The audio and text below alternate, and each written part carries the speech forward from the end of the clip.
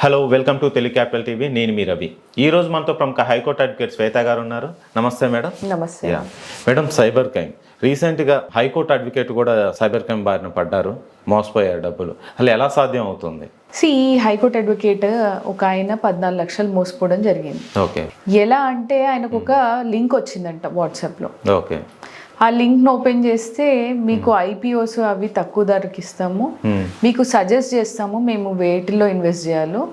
Okay, మీరు మినిమంగా double the profit gain చేసుకోవచ్చు, అంటే రూపాయి పెడితే ₹2 అవుద్ది అని అంటే ఆయన నమ్మి ఫస్ట్ ఇనీషియల్గా ఒక 5,000 పెట్టారంట. ఆ 5,000 10,000 అవ్వడం జరిగింది, ఆ 10,000 20,000 అవ్వడం జరిగింది. తర్వాత ఐపీఓలో ఇన్వెస్ట్ చేస్తే మీకు చాలా ప్రాఫిట్స్ వస్తాయి, మేము సజెస్ట్ చేస్తాము మీకు దేంట్లో ఇన్వెస్ట్ చేయాలో అని అంటే ఆయన ఎన్ఎండిసి షేర్స్ మీద ఆల్మోస్ట్ 14 లక్షల వరకు ఇన్వెస్ట్ చేయడం జరిగింది. ఎప్పుడైతే మళ్ళీ ఆ డబ్బు రిటర్న్ తీసుకోవాలి అని రీఫండ్ కోసం ఆయన ట్రై చేశారో, మీ సిబిల్ స్కోర్ చాలా తక్కువ ఉంది, మీరు ఇంకా డబ్బు డిపాజిట్ చేస్తే ఆ సిబిల్ స్కోర్ కరెక్ట్ అవుతుంది, అప్పుడు మీ డబ్బు ఇస్తాము అన్నప్పుడు ఆయనకు అప్పుడు అర్థమైంది, నేను అరే సైబర్ క్రైమ్ ఫ్రాడ్ లో బారిన పడిపోయాను అని ఆయన పోలీసులను అప్రోచ్ అవ్వడం జరిగింది. మేడం, అసలు ఒక హైకోర్టు అడ్వకేటే ఇలా సైబర్ క్రైమ్ బారిన పడితే సామాన్యుల పరిస్థితి ఏంటి మేడం?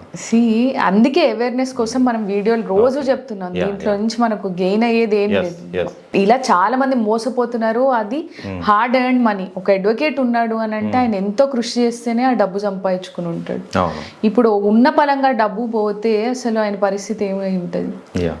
సామాన్యులు, రైతులు, వీళ్ళు కూడా ఊర్లో ఉండేవాళ్ళు, రూరల్ ప్లేసెస్లో, సిటీస్లో ఉండేవాళ్ళు కూడా చాలా మంది దీని బారిన పడిపోతున్నారు. ఎందుకనంటే లాభాలు వస్తాయి అనే ఆశతో పడిపోతున్నారు. మీ ఆశే వాళ్ళకి ఆయుధము, వాళ్ళకి ఛాన్స్ అన్నమాట మిమ్మల్ని బుట్టలోకి దింపడానికి, మిమ్మల్ని వలలో వేసుకొని డబ్బంతా లాగేసి మీరు దీంట్లోంచి అరే మనం దీని బారిన పడ్డాము, వీడెవడో మోసగాడు మనని మోసం చేశాడు అని మనము తెలుసుకునే లోపే మనం పూర్తిగా నష్టపోతున్నాం.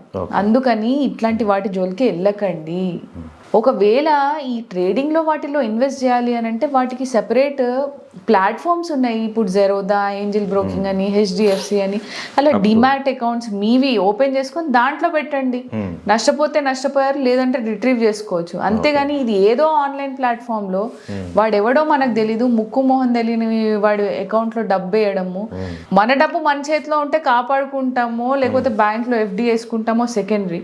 వాడెవడికో ఇచ్చేస్తే వాడు తిరిగి ఇస్తాడా, మనని మోసం చేస్తాడా అనేది తెలియదు. సైబర్ క్రైమ్ మోసాలు ఎక్కువైపోయినాయి, చాలా ఎక్కువైపోయాయి. అందున ఇప్పుడు న్యూ ఇయర్, సంక్రాంతి అని నేను ప్రీవియస్ గా కూడా చెప్పాను, ఆ గ్రీటింగ్స్ అని మీకు పంపించి ఆ లింక్స్ పైన అనవసరంగా మీరు క్లిక్ చేయడము, నొక్కడము, ఆ లింక్స్ ని నొక్కితే మీరు ఒక WhatsApp account loco Telegram account loco మిమ్మల్ని డైరెక్ట్ చేయడము, మిమ్మల్ని ఆశ చూపించి ఎక్కువ డబ్బు సంపాదించవచ్చు అని వాళ్ళు మిమ్మల్ని మోసం చేయడానికి ట్రై చేస్తారు. ప్లీజ్ మీరు అవేర్గా ఉండండి ఇట్లాంటి మోసాల గురించి. రోజు ఒక మోసం సైబర్ క్రైమ్ గురించి వస్తూనే ఉంది పేపర్లలో. వీటి బారిన పడకుండా ఉండండి. ఎడ్యుకేటెడ్స్, అన్ఎడ్యుకేటెడ్స్ అని కాకుండా ప్రతి ఒక్కరు దీని బారిన పడుతున్నారు. డెఫినెట్లీ అండి, చదువుకున్న వాళ్ళనే కాదు, చదువుకున్న వాళ్ళు, చదువులేని వాళ్ళు, ఎవరైనా ఈ సైబర్ క్రైమ్ మోసగాళ్ళకి ఫస్ట్ టార్గెట్ ఏంటి అని అంటే ఫస్ట్ మీకు నమ్మకం కుదిరేటట్టు చేస్తారు. ఆ తర్వాత మీ ఆశని వాళ్ళు ఒక వెపన్ లాగా క్యాష్ చేసుకుంటారు. Thank you madam, thank you so much. చాలా వాల్యుబుల్ ఇన్ఫర్మేషన్ ఇచ్చారు. Thank you.